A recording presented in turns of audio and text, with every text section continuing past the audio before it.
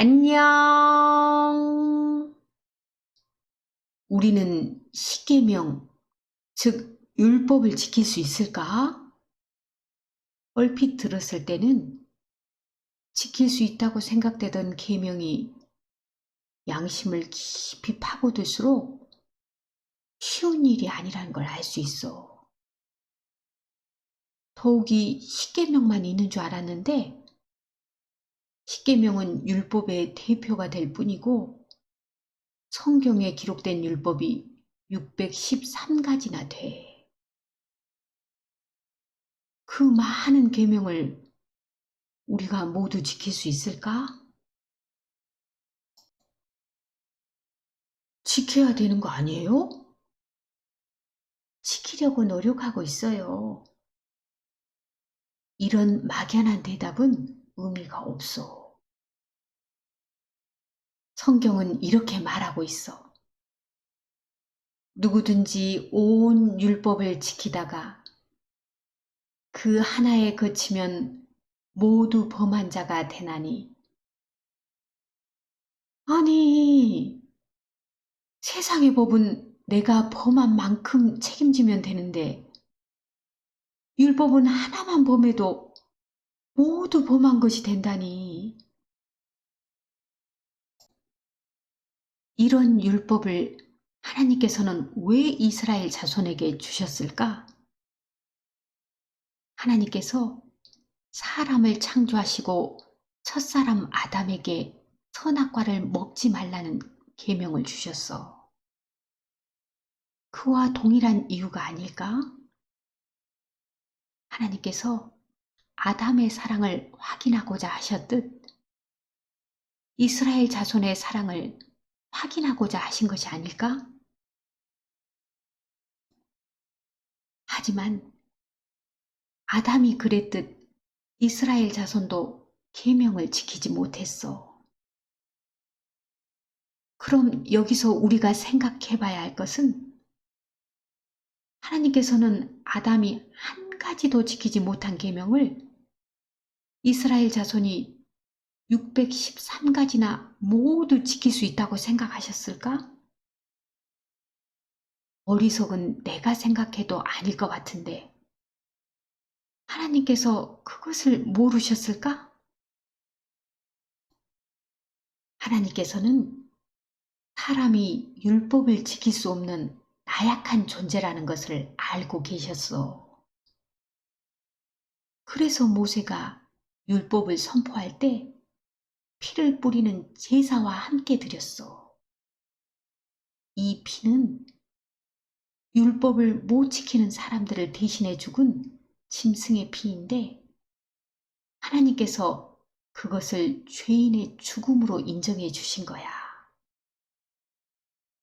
하지만 그 피는 한계가 있어 매년 죄를 생각나게 했어.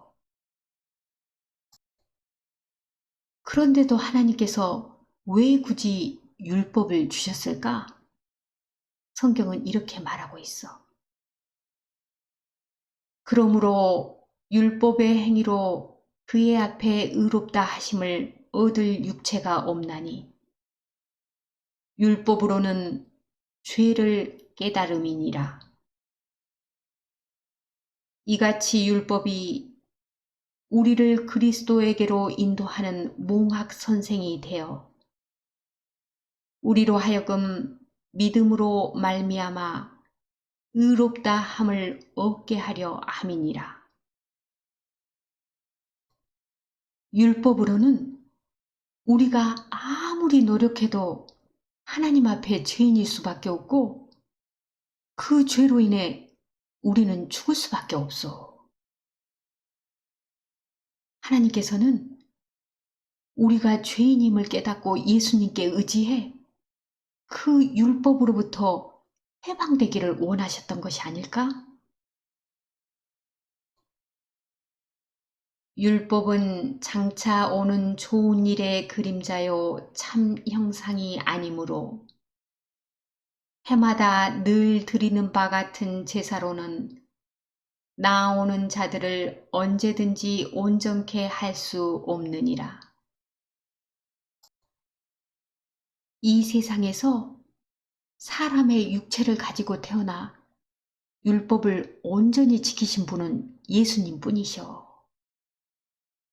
예수님께서는 우리가 하나도 온전히 지킬 수 없는 율법을 온전히 지키시고 율법을 범한 죄인을 대신해 십자가에서 돌아가셨어. 모세가 처음 받았던 십계명 두 돌판이 깨졌듯이 말이야.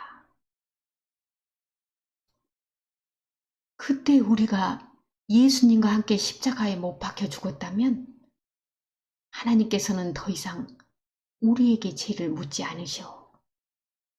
왜냐하면 죄의 대가를 치를 당사자가 십자가에서 죽었기 때문이야. 내가 아직 하나님의 자녀가 되지 못했다면 율법은 나에게 살아 역사하는 법이 돼 나를 죽음으로 몰고 가.